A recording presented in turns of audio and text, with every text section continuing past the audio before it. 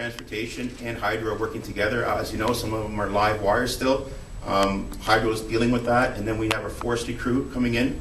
And I want to thank the provincial government for helping us out there. And transportation. The roads have improved a lot. I went down a lot of roads that had a lot of trees and branches on them. They've been pushed off to the side. If you're saying when are we going to get around to removing them from the sidewalk, that's probably weeks away right now, realistically. Our job is to clear the roads, and our number one priority is to get the hydro restored. Question, I guess, for Joe and John, because I asked the mayor about this before, about his decision not to declare a state of emergency. We're hearing about all these extra resources coming in now. Can John or Joe speak to what exactly did you advise the mayor around declaring a state of emergency, and what would it have meant for activating some resources? So in the preparations yesterday, a number of discussions ensued around what would it mean to declare an emergency.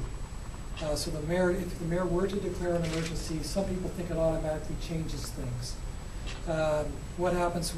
We've got close contact with the provincial OEM, and we've been making requests and coordinating with them on logistics. The real question is, would there be additional resources made available? They were offering the resources. If there had been a need for, say, an evacuation of an entire area and the kind of police powers that the province would be able to bring to bear, should they declare an emergency on our request? If you had to evacuate forcibly an area for some reason, or if you had to limit travel or do things that are extraordinary in that regard, one might have asked the province, but in this case, we're not asking the province for those kinds of powers right now. We're concentrating on getting the emergency logistics in place, and they were providing that without the declaration of an emergency. So what did you advise? So we advised that we should be ready for that eventuality, but we were monitoring, and in conversation with both the deputy mayor and the mayor, we decided that we'll continue to wait. Is it fair to say that you and Joe were supportive of the mayor's decision to hold off? And we were very supportive of the mayor's decision to hold off, monitor the situation, and see whether or not such a declaration may be necessary in the future should things go really bad on this. I'd encourage them, obviously, seniors and people with disabilities come first. Check on your neighbors. We have probably close to 25 now warming centers that they can go to. And again, I think it's been clarified to you that a state of emergency is not needed at this time. I think you've heard from all the heads of this. We all agree on that. If conditions got worse last night, I think that could have been a possibility. Right now, things are improving. Things are improving quickly. And that's pretty well it. I'd like EMS to give you an update. They're working around the clock, and fire to just give you a quick briefing on where they stand.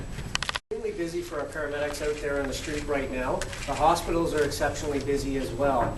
So paramedics are working around the clock. We have paramedics in on overtime and dispatchers in on overtime.